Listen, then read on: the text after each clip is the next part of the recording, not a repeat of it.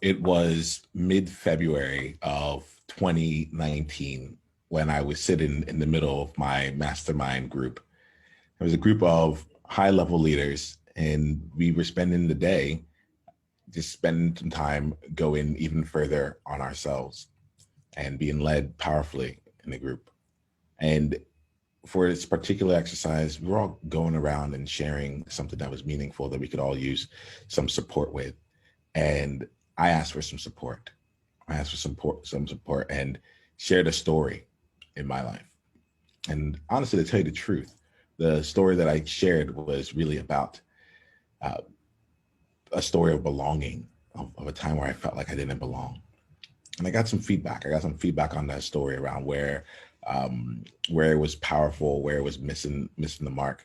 And I remember sitting in that circle, just really trying to get through a frustration. And the frustration I was trying to get through was the feeling of not being understood.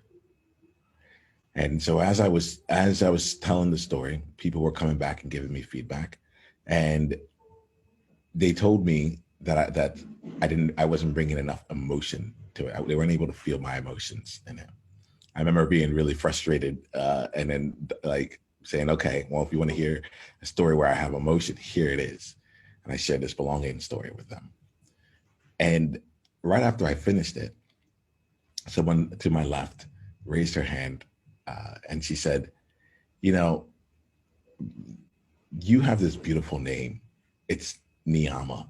And this story, you just use that word there. And I think to myself, why aren't you using that powerful and beautiful name more often?" You see, at the time, sitting in that circle, I'd been going by the name Nemo. I had been Nemo for over 20 or about 20 years at that time, ever since I was a high school student. And I got that nickname from my band group.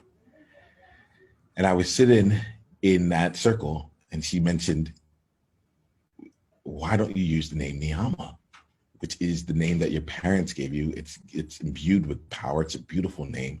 Why are you using this name Nemo?"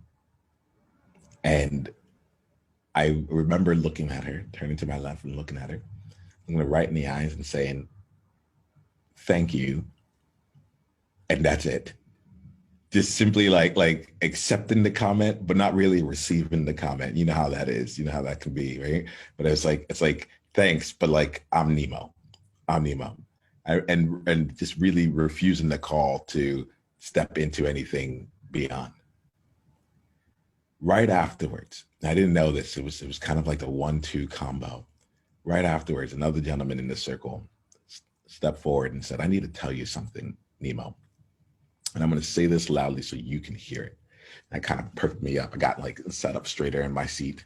And I put my hands open and upwards on my lap so that I can take in the moment. And he said, "I need to say this. I'm going to say this so you can hear it. You are a big, black, bold, beautiful man. And when you are that, people get you, people understand you because you are being in the fullness of you. You're just complete. You just make sense. But when you do this thing, when you're being fluffy and creamy and all around white, we lose you. And there's a disconnect. And we don't know what it is. And it causes a little bit of discomfort. And the thing is, Nemo, you don't need to make us feel safe. You don't need to make anyone feel safe." He said those words to me, and I I had no words to say afterwards. I had no words to say afterwards because inside of me there was almost like a chasm that got opened up, and I can feel almost on the inside here a massive shift because he had said the words, "You don't need to make anyone feel safe." And I hadn't realized it at that time, but I had put the burden, the responsibility of making other people feel safe around me as one of my top priorities. As one, and I was so in it that I didn't recognize that I was doing it. Why? Because And as he said, I am a big black man. I'm a big black man. And the fear that I thought that people would get if they saw me as a big black man, the thoughts that would come to their mind, the stereotypes that I would go into, really did not have room for who I really felt I was. I thought if I was seen that way first and foremost, then I would be judged by that as opposed to who I am. And so in that comment, the juxtaposition of you are a big, black, bold, beautiful man with it is not your job to keep anyone safe. You do not need to keep anyone safe. And my colleague turning to me and saying, there is power in your name, Niyama. Why aren't you using it? Somehow that led to this magical confirmation of events. And like I said, it almost felt like there was a chasm within me that just like opened up wide enough for this name, Niyama, which I hadn't used in 20 years, to come forth. And I still have the notebook. I wrote down in this notebook here, I said, I am Niyama Shang. I am Niyama Shang, Niyama Shang, Niyama Shang, Niyama Shang. I was crying at the time. Tears were flowing down my face. In fact, after he said it, I didn't have words, and I'm a talker. I reached up to this gentleman.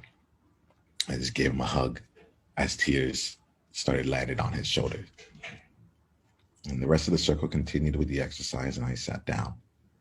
And after what felt like an hour, we closed the circle down before our evening activity. I just had one thing to say. It was the only thing I could say.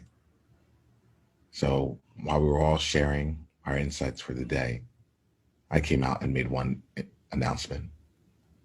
And it was, as of this moment, Nemo is complete. And going forward, I shall be Niyama Shang from here on out. It was on that day that I started to reclaim the power of my name. And that's here is what this conversation is all about. It's an opportunity for us to explore the power of our name, the power of the names that we were given, the power of the names that we were chosen, the power of the names that we have chosen. And also the power of the labels that we may give ourselves or the ways in which we use ourselves. Just understanding the power of names in both the literal and figurative sense for us. I am Niyama Shang, leader of the World Joy Movement. And today we're going to have a World Joy conversation. A World Joy conversation is not like any other conversation you typically have. This is a conversation where we're not here to debate or convince, but we're actually here to listen and to be transformed. See, that last part is really interesting, to be transformed. We're not here to change anyone else.